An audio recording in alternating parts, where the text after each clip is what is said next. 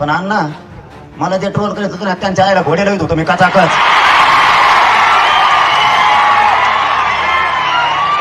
मी मोदी फिरत नसतो आणि मी काही समजित बी नाही आणला. मला माझ्या जातीवर कुणी जर अन्याय केला तर मी त्याला सोडित नाही, मग तो किती जागीरदाराच्या आवडत असू दे. कोणाचा बापाला 2 मंत्री नाही 50 बी केले ना, कसलीच जागीरदाराच्या आवडत आली तरी म्हणून जरा मॅटर दाबून घेत नसतो. कळे पण येऊ दे. हा काका काय म्हणते ती वेगळंच. ती धरा हाकी नसली ती धरा, कोण काय असेल ते धरा. आणि जाऊ दे 7.5 एकदाची मध्ये काय आला तर आम्ही पठ्ठे तुमच्या माग आहे, तुम्हाला धक्का सुद्धा लागून देत नाही. अरे आपण मराठी पाणीच पाजायचं, यांना सोडायचं नाही. आता यांना आता पाणी पाजायचं. आणि एकदा यावेळेस पठ्ठ्या बोलतो ना करीत असतो तुम्हाला माहिती मग आपला कसा कसा आहे जे बोलतो ना मग ते आपण करत असतो. आपल्या स्वर्गीय संतोष भैया देशमुख यांच्या चरणी प्रथम विनम्र अभिवादन करतो. याच्यानंतर राजे बोलणार आहेत. एकानं सुद्धा जागा सोडायची नाही, कारण त्यांनी उलट केलं. ते म्हणले आधी राजे बोलणार मग मी बोलणार. बाबा मी राजगादीचा सन्मान करतो ना, मी आधी कसं बोलणार नंतर कसं बोलणार राजेची. मी जास्तीच बोलणार नाही. मी काय करतोय काय करणार आहे यापेक्षा माझ्या समाजानं काय ठरवलंय हे माझ्यासाठी महत्वाचं.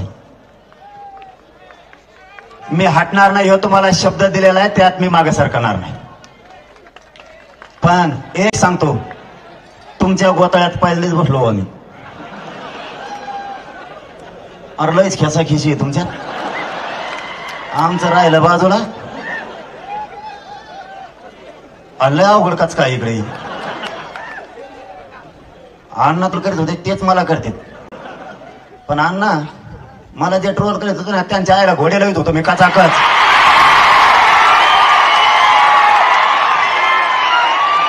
मी मोदी फिरत नसतो आणि मी काही समजित बी नाही आणला. मला माझ्या जातीवर कुणी जर अन्याय केला तर मी त्याला सोडित नाही, मग तो किती जागीरदाराच्या आवडत असू दे. आज सत्ताधारी पक्षातले मला दुसराही प्रश्न विचारला आणखी याच्यात की तुम्ही नाव घेत नाहीत. मी काही जण म्हणले लढत नाही. तुम्हाला काय माहिती रे मी लढतो का नाही. कुठं बैठका घेता आणि कसल्या घेता आणि कोणाला डाग लावता आणि मी काय नाव घ्यावा. ते सुरेश धस अन्नाच एकटा काफी आहे ना सगळ्याला पुरायला.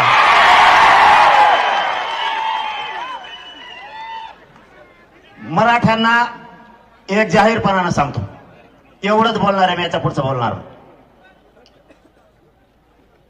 जो आमदार जो खासदार जो समाजाचा एखादा सामाजिक कार्यकर्ता समाजाच्या बाजूने बोलत असेल, मग तो भाजपचा असू द्या नाही तर काँग्रेसचा असू द्या नाही तर बेसरमाचा असू द्या नाही तर शिवसेनेचा असू द्या, त्याच्या बाजूने ठामपणानं इथून पुढच्या काळात जातीच्या सगळ्या लोकांनी त्याच्या बाजूने उभं राहायचं.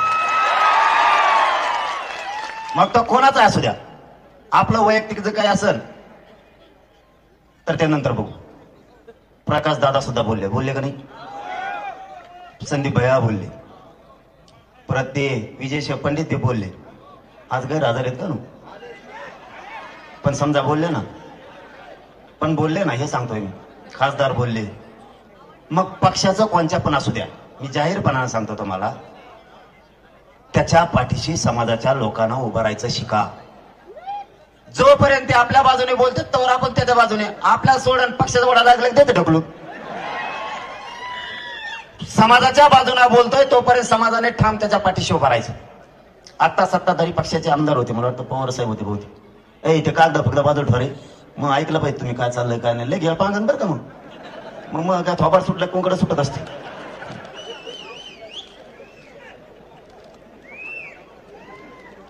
पवार साहेब बोलले नाही रे, आवड नाही रे पवार साहेब.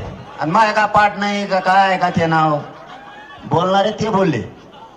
ते असं म्हणले आरोपी अटक होस तर मागं सरकारणार नाहीत. सरकार तुमचं मागं कुठं सरकार? सरकार तुमचं सगळं लफडं तुमचं. ते आता नवीन एसपी आलं ते तर कचाकच लोकांना धरते म्हणून बरं आहे. आयला लयत नाही भर लागलं दिसत टंगरीला धरून वडीत कचा कचा आणताय सगळं इकडे. माझी एक विनंती आहे आजच्या दिवशी, त्याच्यामुळे मी जास्त बोलणार नाही म्हणतो. सत्ताधारी पक्षाचे पण इथे विरोधीचे पण इथे राजे साक्षीला आहे. हे सुद्धा सत्ताधारी पक्षाचे पाटील साहेब सुद्धा लयच मोठे हो का. तुम्ही एक काम करा, तुम्हीच मुख्यमंत्र्याकडे जा, त्यांना म्हणा हे लोक जेवढे जेवढे यादीवर नाव आहेत ते पुऱ्यामध्ये टाका. टेन्शनच भेटलं राव. कशाला मोर्चा काढायचे? मोर्चाच कशाला काढायचे? विरोधी पक्ष बी जा आणि सत्ताधारी पण जा. या बीडच्या मोर्चाच्या वतीनं तुमच्या खांद्यावरती जबाबदारी, जेवढे आमदार गोळा करायचे तेवढे करा. विरोधी पक्षाचे, सत्ताधाऱ्याचे आणि मुख्यमंत्री साहेबाकडे जाऊन बसा आणि त्यांना सांगा जेवढे नावं घेतले ते सगळे अटक करा. त्यांच्या मागचे हाका का काय म्हणतात का ती वेगळंच ती धरा. हाकी नसली ती धरा. कोण काय असेल ते धरा. आणि जाऊन दे 7.5 एकदाच्या मध्ये कळाला ताण. आम्ही पठ्ठे तुमच्या माग आहे, तुम्हाला धक्का सुद्धा लागून देत नाही. संतोष भैयाच्या त्या लेकीच्या चेहऱ्याकडे बघा. इथं भाषणे ठोकायला नाही आलो आपण. त्या लेकराला दारात बाप दिसत नाही. त्या लेकराने बापाचा छत्र हरवलाय. तिला जर दुःख आलं तर तिच्या पाठीवरून कोणी हात फिरायचा. तिच्या तोंडावरून हात फिरवणारा सोन्यासारखा बाप गेला. तुमचे आमचे भाषण होत राहतील.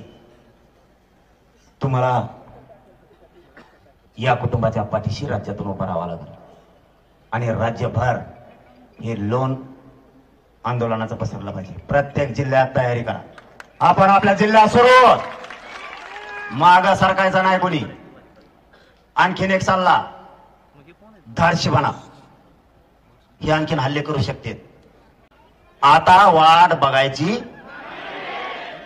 कुणी आपल्यावर हल्ला केला की उत्तर जशाला तसं जाता इथून पुढे सुट्टी नाही. आता जशाला तसं, आता जशाला तसं. हे किती दिवस धरत्यात बघू, पकडी देत का नाहीत बघू.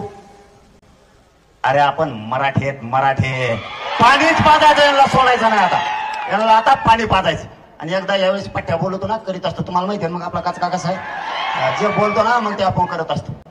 आणि आज जबाबदारी तुमच्या खांद्यावर दिली म्हणून मी बोललो नाही. आज जोडून सांगतो तुम्हाला सगळ्यांना, मुख्यमंत्र्याकडे जा, त्यांना सांगा हे उचलून टाका. कोण कोण येत ना हे धरा. हे सापडणं काय मोठी गोष्ट नाही. एकही शब्द मुख्यमंत्र्याला बोलणार नाही. जनतेसमोर संवाद आहे. जर नाही धरलं मी कचाकच घोडे येऊन बरं का. तुमच्या पायाला हात लावून सांगतो, या लेकराचं तोंड नाही बघू शकत तुम्ही. तुमचा नेता आमचा दुश्मन नाही आणि विरोधी पक्ष हे काय सासरे नाहीत आमचे. आमचं लेकरू गेलं, आमच्या आईच्या कंपाळाचं कुंकू पुसलंय. त्या लेकराचं तोंड सुद्धा बघू वाटत नाही. कोणताही मराठ्याचा नेता, ओबीसीचा नेता जर मराठ्यांच्या बाजूने उठला तर मराठ्यांनी त्याचे पाठराखण करून, संरक्षण करून त्याच्या पाठीचे खंबेर उभा राहायचे. उपकार विसरायचे नाही. पण पुढच्या काळात सावध राहा. आरोपी सापडणं काय लय मोठी गोष्ट नाही. अरे आमची तर अशी फजिती गेली. आमचे फुलं टाकणारे लोकांवर सुद्धा गुन्हे दाखल केले. आमचा एक पोरग मुंबईत 8 महिने होत. काय केलं तर कमेंट टाकली.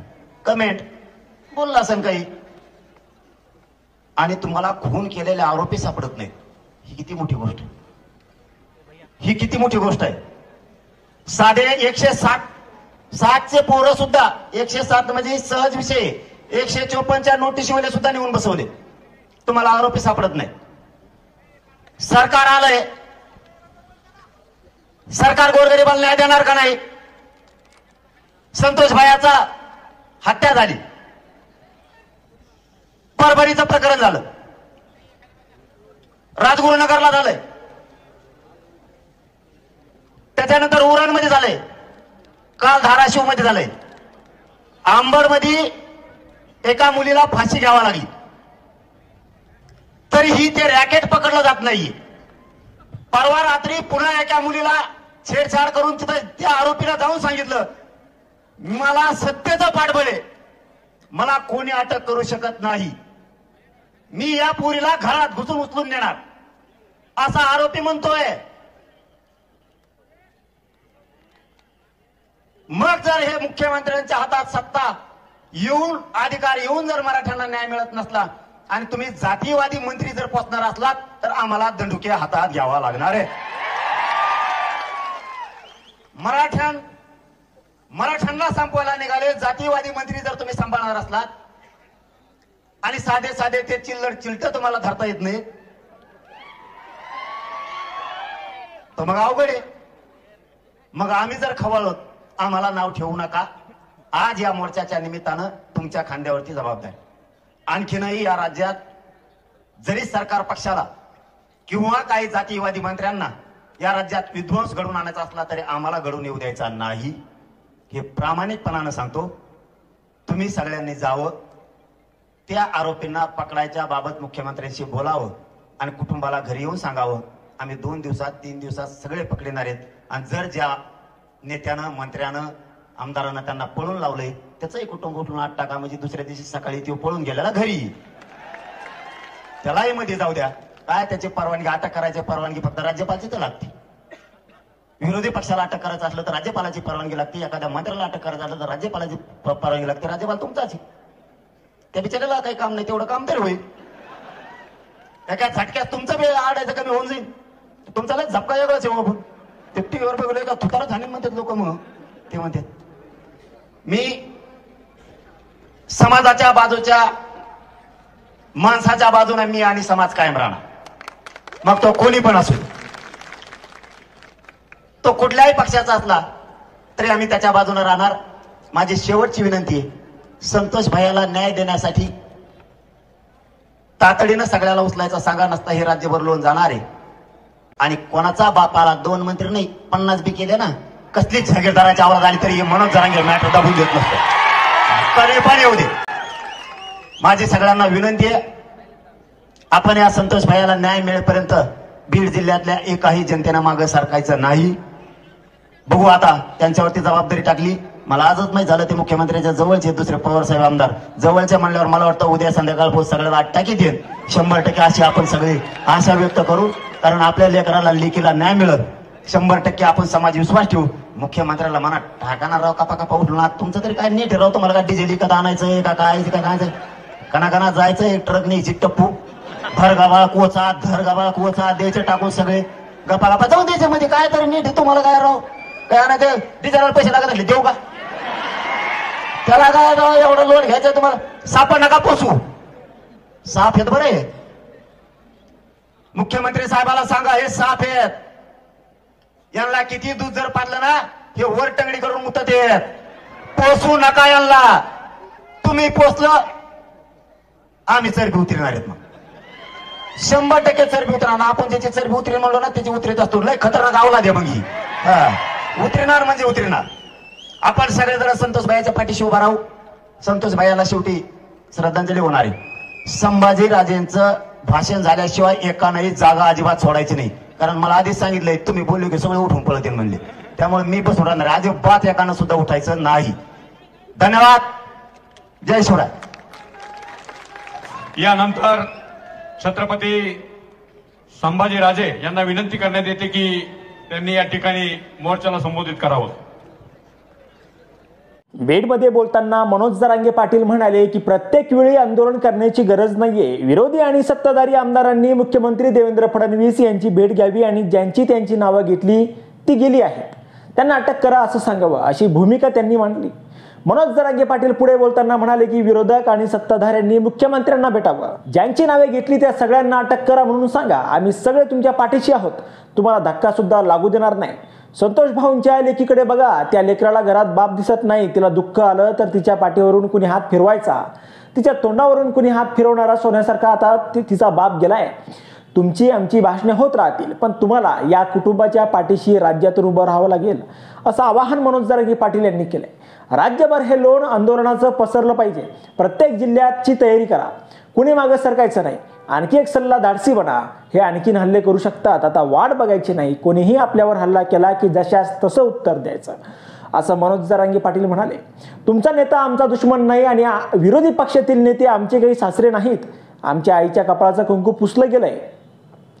पुढच्या काळात सावध राहा. सरकार आलंय. सरकार गोरगरिबांना न्याय देणार की नाही. संतोष देशमुखांची हत्या झाली आहे. परभणीचे प्रकरण झालंय, असं जरांगे यांनी यावेळी सांगितलंय. तुम्ही जातीयवाद मंत्री जर पोचणार असलात तर आम्हाला आता दंडुके हातात घ्यावे लागतील. मराठ्यांना संपवायला निघालेत. जातीयवादी मंत्री तुम्ही सांभाळणार असलात आणि साधे साधे चिलट तुम्हाला धरता येत नसेल मग अवघड आहे. आम्ही खवळलो तर आम्हाला नाव ठेवू नका, असा इशारा मनोज जरांगे पाटील यांनी महायुतीतील सरकारला दिलाय. या राज्यात सरकार पक्षाला किंवा काही जातीयवादी मंत्र्यांना विध्वंस घडवून आणायचा असला तर आम्हाला घडवून द्यायचा नाही, हे प्रामाणिकपणे सांगतो. तुम्ही सगळ्यांनी मुख्यमंत्र्यांकडे जावा. त्या आरोपींना पकडण्यासंदर्भात बोलावं आणि कुटुंबियांना घरी येऊन सांगावं की आम्ही 2-3 दिवसात सगळ्यांना पकडणार आहोत. ज्या नेत्याने आमदारांनी त्यांना पळवून लावलं आहे त्यांचं कुटुंब आता आत टाका, म्हणजे तो पळून गेलेला घरी येईल. एखाद्या मंत्र्याला अटक करण्यासाठी राज्यपालांची परवानगी लागते. राज्यपालच तुमचा आहे असं म्हणत मनोज जरांगे यांनी मंत्र्यालाही अटक करण्याची मागणी केली आहे. आता यावर तुम्हाला काय वाटतं? तुमचं मत कमेंट बॉक्समध्ये लिहायला अजिबात विसरू नका. व्हिडिओ आवडला असेल तर जास्तीत जास्त शेअर करा आणि आतापर्यंत मराठी जनता आपण आपल्या या चॅनलला सबस्क्राईब जर केलेलं नसेल तर चॅनलला सबस्क्राईब करा.